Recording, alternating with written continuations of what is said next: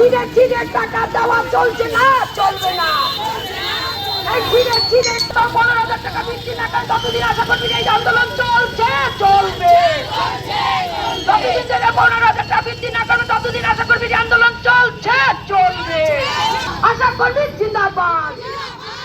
৮ দফা দাবি নিয়ে রাস্তায় নামল হাবড়া পৌরসভার আশাকর্মীরা। এদিন আশাকর্মীরা হাবড়া পৌরসভা থেকে মিছিল করে হাবড়া বিডিও অফিসে যান। সূত্রের খবর, বিডিও অফিসে যাওয়ার সময় হাবড়া ২ নম্বর রেলগেটে প্রায় ৩০ মিনিট মতো পথ অবরোধ করে রাখেন, ফলে ব্যাপক যানজটের সৃষ্টি হয়।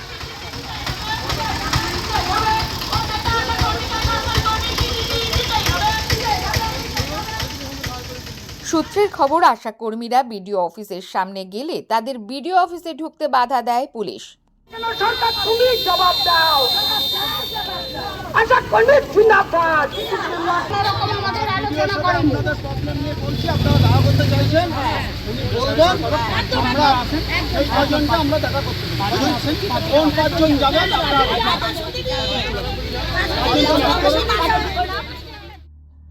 পরে ৫ জনের একটি প্রতিনিধি দল বিডিওর সাথে দেখা করেন। বিডিওর সঙ্গে পরবর্তীতে আশা কর্মীরাও দেখা করেন এবং বিডিও তাদের আশ্বস্ত করেছেন বলেই তারা জানিয়েছেন।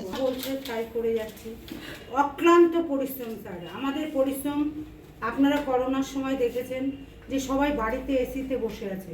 আমরা কিন্তু করোনা রোগীর বাড়ি বাড়িতে গিয়ে পরিষেবা দিয়ে এসেছি। এবার আমাদের সবাই এসিতে বসে আছে বললে আবার তবে তাদের দাবি না মানলে তারা বৃহত্তর আন্দোলনের পথে হাঁটবেন বলেই হুঁশিয়ারি দেন এদিন। কি আশ্বাস পেলেন বিডিও সাহেবের কাছ থেকে? বিডিও সাহেব বলল, আমরা দেখছি এটা অনেক দূর চলে যাচ্ছে। আমরা স্বাস্থ্য ভবনে গেছি, তাও বলছে দেখছি।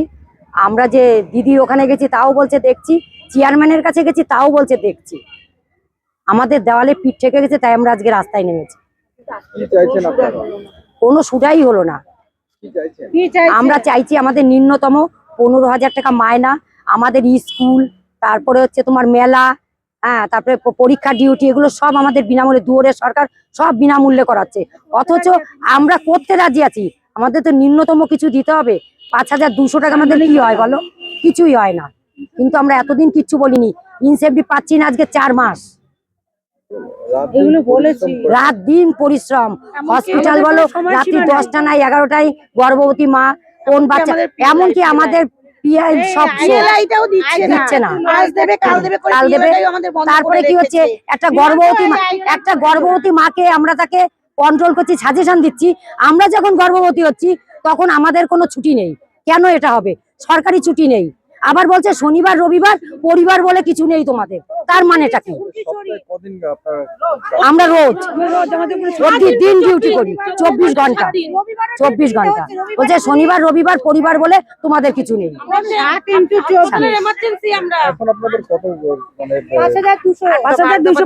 8 দফা দাবি।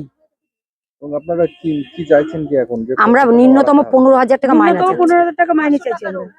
8 ঘন্টা ডিউটি, একটা দিন মজুরি যদি 500 টাকা পায়, আমরা কেন পাবো না? সে তো করছে 6 ঘন্টা, আমরা করছি 24 ঘন্টা। কেন পাবো না আমরা? এটা দাবি না মানলে কি করবেন আপনারা? আমরা কাজে নামবো না। যেভাবে আছি, আমরা যেমন আছি ঘরে বসা, তেমনি ঘরে বসে থাকবো। ঘরে বসে আমরা বৃহত্তর আন্দোলন, আমাদের ছাড়া স্বাস্থ্য ভবন চলবে না, আর আমাদের ছাড়া স্বাস্থ্য ভবন চলবেও না। টোটাল পশ্চিমবঙ্গের বাচ্চাদের শাস্তি দেওয়া হবে। এটা আমাদের আমরা 2 সপ্তাহ বন্ধ করেছি, তার জন্য প্রচুর মায়েরা যে আমরা ভ্যাকসিন কবে দিতে হবে, ভ্যাকসিন পাচ্ছেও না। গর্ভবতী মায়েরাও পাচ্ছে না কোনো পরিষেবা। সব সময় আমরা রাত নেই দিন নেই, রাত 3টের সময়ও আমাদেরকে ডাকছেন গর্ভবতী মায়েরা।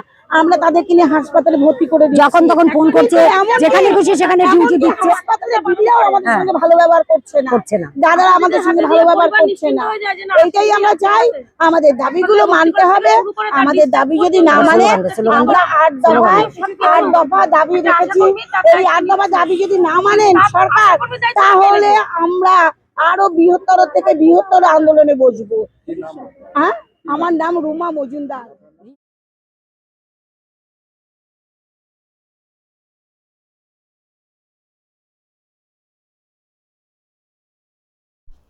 ক্যামেরায় খোকন কুণ্ডুর সাথে পাপ্পু রিপোর্ট, প্রয়াস নিউজ।